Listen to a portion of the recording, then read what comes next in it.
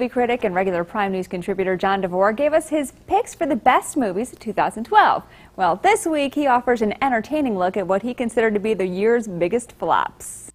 I'm pretty good at avoiding bad movies in the theaters. For instance, I knew better to see anything starring Adam Sandler as a woman or any comedy produced by the Happy Madison Productions Company. But now, every now and then, something awful slips under my radar. These are the worst films that I saw this year. First up, Ghost Rider: Spirit of Vengeance. I didn't mean to see this movie. I just happened to arrive at the theater at the wrong time and had no other choice. My rule is always to avoid any movie starring Nicolas Cage in a heroic role. The first Ghost Rider was abysmal, and I thought why anyone would make a second film is beyond me. But someone thought it was a good idea, and the result is about as terrible as you might expect.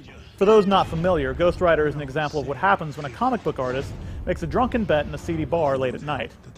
Johnny Blaze is a former stunt motorcyclist who makes a deal with the devil and becomes possessed by a fallen angel who punishes men by eating their souls. He looks like something you'd see as an example on the wall of a carnival airbrush booth. Nicolas Cage is laughably unhinged in his performance. He swings wildly from detached to histrionic. Having seen films like Adaptation in Las Vegas, I know that Cage can act, but for some reason, he's only interested in playing terrible roles in a laughably bad way.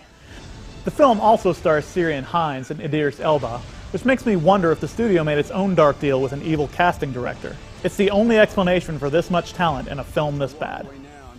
The second worst movie I saw this year was Anna Karenina. If I'm going to fall asleep in a movie, it's very likely that it will be during an extended dance sequence. This is why, about a half hour into the film, I was sleeping soundly.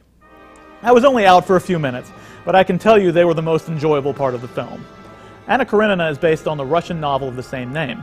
It has been called the best novel ever written by people that know what they're talking about, but it evidently doesn't translate well to the screen. This is a film about a boring woman in a boring marriage who falls for a boring count and has a boring affair which results in a 2-hour movie that seems like 6. The film does look good, and it seems like the entire budget was spent on art direction and costuming. There is no doubt that the filmmakers are looking for an Oscar nod. It may get one too in one of the technical categories. But this isn't a good film by any stretch of the imagination. The social rules of aristocratic society are one of my least favorite subjects. It takes careful execution and the subject matter to keep me interested. And I hated all the characters in the film. Form over function is not the best way to make a movie, and Anna Karenina is all about style without substance. Without a doubt, the worst movie I saw this year was 2016, Obama's America. Political documentaries should be avoided during election seasons. Unfortunately, the election season lengthens from year to year, to the point where politicians and pundits are always in election mode. However, despite political leanings and agendas, documentary films are supposed to inform, no matter what season it is. By this measure, 2016 is a complete failure. Director Dinesh D'Souza has no interest in informing anyone. He's interested in looking pensive on screen while promoting his book and pandering to a built-in echo chamber.